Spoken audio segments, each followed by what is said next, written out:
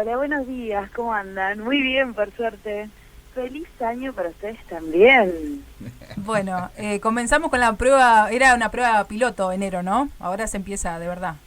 Ahora se están volviendo de vacaciones, se va sintiendo, ya se siente abril, pero bueno, ahí vamos. Sí, es verdad. Bueno, queríamos saber un poco más sobre un tema que conoces bastante, que es la terapia cognitivo-conductual. Primeramente, ¿qué es, no?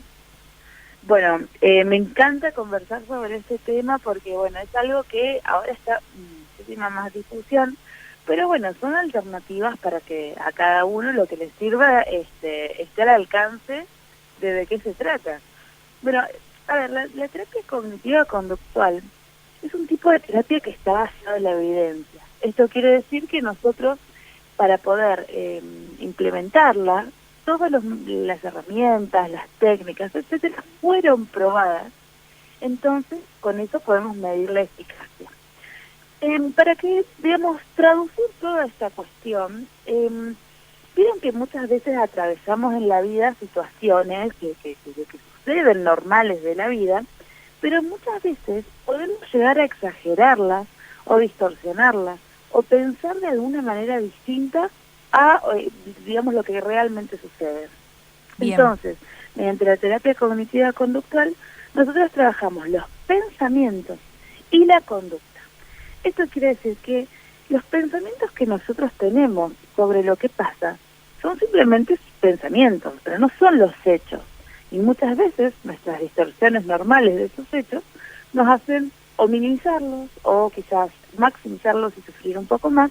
Y lo que nosotros trabajamos es ajustar lo mejor posible a la realidad nuestros pensamientos para tener, esto no se trata de no sufrir, sino por lo menos sufrir o no padecer por demás de lo que sucede. Y para eso nosotros contamos con la terapia cognitiva, entrenamiento para reconocer esos pensamientos, las interpretaciones, trabajar sobre lo que pasa. Y también contamos con que es quizás un poco más breve, siempre dependiendo de cada consulta, pero porque está basada como en cuestiones más específicas, en esto que vengo a trabajar, lo sabemos como delimitar. bien. Eso sería como un gran resumen, entre muchas cosas, de lo que es la terapia cognitiva. Muy bien. ¿Y qué, por ejemplo, no qué tipos de trastornos o problemas se pueden tratar con lo cognitivo-conductual? Bueno, en general se puede tratar absolutamente todo tipo de patologías, pero hay algunas que tienen muchísima más como eficacia y estudio justamente. Por ejemplo, los trastornos de ansiedad son ideales para poder tratar con terapia cognitiva, al igual que la depresión, fobias, TOC. Yo me especializo, por ejemplo, en lo que es fobias y TOC. También está lo que es el estrés postraumático. Son todas cuestiones que ya tienen como mucho estudio y mucha prueba de esta terapia y de su eficacia. Pero además, no solamente somos trastornos, sino que también tenemos situaciones en la vida que nos generan estrés, o nos generan enojo, ira, o algunos problemas de pareja, dificultades personales, que también pueden ser tratadas por la terapia cognitiva. Bien, muy bien. Los tratamientos, como bien decías, ahí mencionabas, ¿no? Cuando hablábamos de la primera pregunta, ¿tienen algún tiempo específico o, bueno, obviamente según el caso? Claro, tal cual, es según el caso, digamos, hay algunos trastornos que, a ver, depende mucho de la complejidad del problema, de la persona. Hay algunas veces que se presentan trastornos de la personalidad, que son trastornos que acompañan durante toda la vida del paciente, que van a ser quizás un poquito más complejos de trabajar que alguna situación, por ejemplo, dentro del trabajo, que se dé en ese año específicamente, ¿no? Sí. Hay diferentes como duraciones del tratamiento según el problema. De todas maneras, eso está re bueno también comentarlo, porque esta terapia lo que hace foco es en la independencia. La idea no es que esté en un tratamiento totalmente extenso, sino que es brindarle todos los conocimientos personales que pueda despertar dentro de la terapia para después manejarse solo y tal vez utilizar la terapia como un espacio, como un recurso, pero no una necesidad permanente. Claro. Escuchándote con atención, Atenas, y bajando, digo, a lo coloquial, te pregunto, porque, o sea, no sé, mismo, digo, ¿cómo tratás, por ejemplo, un TOC, un trastorno obsesivo compulsivo? Por decirte, debe haber distintos grados, distintas situaciones que vos, como profesional, las debes ver a diario y cada tanto. Sí, sí. Bueno, eso justamente, sí, como les decía, es sí, digamos, yo me formé como especialista en terapia cognitivo, pero a su vez le dediqué como gran parte de mi experiencia al estudio del TOC, que me fascina realmente, y además me fascina poder brindar las herramientas para que las personas, digamos, puedan independizarse del trastorno. ¿Y cuándo uno se da cuenta que es grave? Perdón, Atenas, porque por ejemplo hay gente que es fanática de la limpieza y que dice, no, porque a mí me gusta tener todo ordenado. Eso cuando ya lleva a tener problemas con la familia, con los invitados, claro. Ahí se pone más grave, ¿no? Sí, porque claro, bueno, a veces está como mal difundido el término TOC, a veces lo usamos de manera coloquial, pero en realidad es un trastorno que es bastante complejo. Digamos, acá lo que falta más allá de la conducta es el pensamiento, como justamente complejiza la terapia cognitiva. A ver, el tema es, por ejemplo, ¿cuánto tiempo yo tardo en eso? Si yo digo, bueno, ay no, yo tengo un TOC de limpieza, eso no es siempre TOC, capaz que te gusta muchísimo limpiar y tener todo limpio. El tema es que un TOC, por ejemplo, sería un ejemplo, ¿no? Sí. Una persona que no puede parar de limpiar y es minuciosa, y en eso, por ejemplo, tarda 5 horas del día, se pierde compromisos sociales, bien, no puede atender a sus hijos. Digamos, cuando sucede la inhabilitación o el impedimento de generar otra acción normal de la vida, ahí vendría a generar un problema. Perfecto. No ser muy limpio. Igual hay TOC muchísimos más complejos, que si quieren algún día los conversamos, pero que dan vergüenza a algunos consultantes, entonces muchos no se acercan a la consulta. Claro. Entonces es tan importante difundir el tema del TOC. Hay muchos TOC que tienen que ver con algunos pensamientos que son repudiados en la sociedad y que ellos realmente no los tienen, pero tienen el miedo a tenerlos. Entonces dejan de hacer un montón de cosas para poder evitar ese pensamiento. Y volviendo a lo que es el tratamiento, sí, trabajamos con 2 técnicas fundamentales, que es uno, el trabajo del pensamiento, de poder identificarlo y trasladarlo, digamos, reestructurarlo, hacerlo más, digamos, cognitivamente adaptado, aceptable. Y por el otro lado tenemos una técnica que es la de exposición, que es divina porque vamos gradualmente acercándonos a esta cuestión que nos puede dar la fobia, el miedo, el asco, etcétera, y para que la persona pueda desensibilizar ese afecto que tiene frente al problema y volverlo, bueno, evidentemente con un pensamiento más acertado. Bien, mencionaste justamente esto de los pensamientos, ¿no? ¿Qué tan importante es el registro de pensamientos en este proceso? Bueno, el registro, la verdad que han estudiado un montón, porque sí, estamos a favor. Es recién empezamos. Clave para nosotros. Digamos, es quizás lo más difícil para el paciente porque al principio quizás hay terapias tradicionales, vienen, no sé, no estar acostumbrados a trabajar fuera de la sesión, y el registro de pensamientos es una forma de, bueno, justamente anotar, registrar lo que nos va pasando durante la semana, siempre orientado al objetivo que venga a trabajar. Entonces, con eso nosotros, por ejemplo, yo veo, a ver, una persona con trastornos de ansiedad. Bueno, necesito que escribas durante toda la semana el momento que dispara tu ansiedad y qué forma, entre otras cosas, ¿verdad? Entonces yo con eso me puedo dar cuenta de la realidad del paciente, porque no sé si a ustedes les pasa que hay veces que durante la semana experimentan una situación de muchísima angustia y piensan que, bueno, no tienen una solución al alcance y pasan los días y esa situación queda lejana.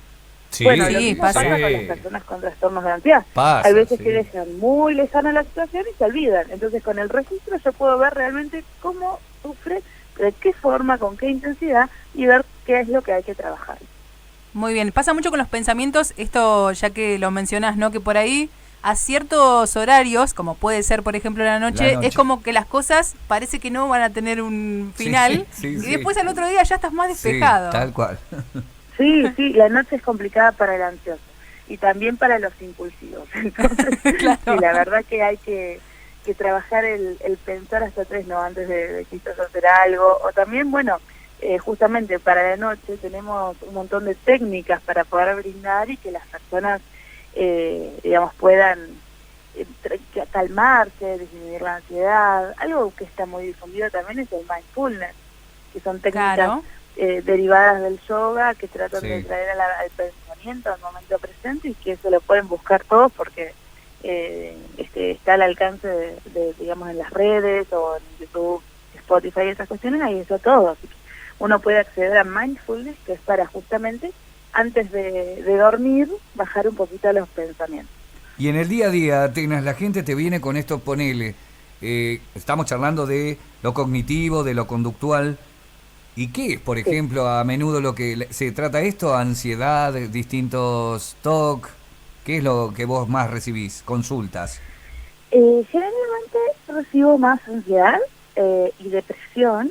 A mí, digamos, siento que dentro de lo que es esta terapia uno tiene que empezar como a focalizarse, porque cada trastorno o cada situación requiere como mucho estudio y práctica. Entonces yo trato de focalizarme en lo que es trastornos de ansiedad y a su vez sí por suerte recibo muchos de médicos psiquiatras que trabajan el TOC, etcétera, y que confían en mi trabajo. Entonces gracias a ellos recibo mucha población con TOC y fobias. Bien. Pero porque yo más o menos me especializo en eso.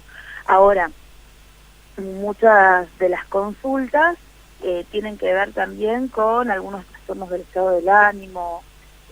Hay muchas personas que consultan y que tenemos que trabajar de forma interdisciplinaria para un diagnóstico. Entonces, la verdad que por suerte la gente cada vez, y yo también, y todos, consultamos abiertamente a un terapeuta y nos informamos. Es muy importante saber qué nos pasa, ¿no? Totalmente. ¿Qué consejo le darías a alguien que está considerando tomar este tipo de terapia? Bueno, fundamentalmente tienen que saber, digamos, todos tenemos que saber que es nuestro derecho informarnos acerca del tipo de terapia que vamos a acudir, con el profesional que vamos a acudir. Entonces no es para nada descortés preguntar la formación. Es decir, si yo quiero hacer terapia cognitiva, me acerco y le pregunto al terapeuta qué formación tiene, de qué se trata, cuál es su especialidad, si puede tomar mi caso, etcétera. Así que lo primero que diría es la formación del terapeuta, que se informen muy bien. Después, podríamos decir que dentro de lo que es el tratamiento, consulten absolutamente todo, si les interesa saber si existe algún diagnóstico. Muchas veces no hay un diagnóstico patológico, sino que son situaciones normales de la vida, que uno acude a la consulta para resolver. Pero bueno, consultar acerca de su caso específico y con toda la información. Es lo mismo, digamos, yo cuando recibo a un paciente con fobias, primero explico todo el mecanismo de la fobia, lo que yo creo, lo comparto con el paciente, veo si está de acuerdo. Es algo dinámico, digamos. El derecho a saber qué le pasa a cada uno y recibir o no la información que le brinda el otro. Y por último, te diría que, bueno, mucho compromiso de parte del paciente, como claro, vos mencionabas, eso de las herramientas de registro y eso, requiere de mucho tiempo invertido fuera de la sesión, digamos. Eso también es lo que ayuda a que la terapia sea un poquito más breve que otra. Me muero por preguntar 18.000 cosas, Fer. Yo lo sé, usted lo sabe también. Acá estamos con Cristian. Muy curioso. Y sí, pero esta cortita quiero, porque ya el tiempo de radio también es así, pero está bueno porque hay muchos disparadores, Atenas, que estás tirando. La diferencia, que todos aquellos que te estamos escuchando, por lo menos, después van a acudir a vos como profesional, ¿cómo diferenciar una fobia de un trastorno obsesivo compulsivo? Bueno, voy a hacerlo lo más cortito posible y sin mucho tecnicismo. Cuando nosotros tenemos una fobia, bueno, podemos tener fobias específicas o fobias más generales. Por ejemplo, una fobia general sería una agorafobia, que es, bueno, la dificultad de la persona a poder salir de determinado lugar y vincularse en algún medio social. Y después tenemos fobias más específicas que pueden variar desde mi fobia a sentir que hay una araña por ahí, a una estatua, por ejemplo. Entonces son diferentes, digamos, como es el exceso de miedo y ansiedad frente a un objeto o situación que la persona no puede manejar y acude entre las dos, tanto la fobia como en el TOC. La palabra clave es la evitación, es decir, yo dejo de hacer algo por evitar la situación que yo temo o le tengo asco, le tengo miedo, etcétera. Claro. Y en cuanto al TOC, es un proceso más complejo que tiene que ver con un pensamiento que yo tengo y busco la forma de cancelarlo por medio de una acción, conducta o pensamiento.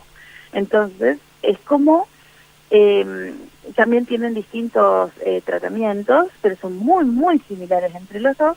Pero bueno, la diferencia tiene que ver con esto, que hay muchos TOC del pensamiento, fundamentalmente, que uno busca acciones que cancelen. Perfecto. Ejemplo, si no hago esto, mi familia se muere. Este es el más básico que uno ve, ¿no? Pero Claro. Eso sería.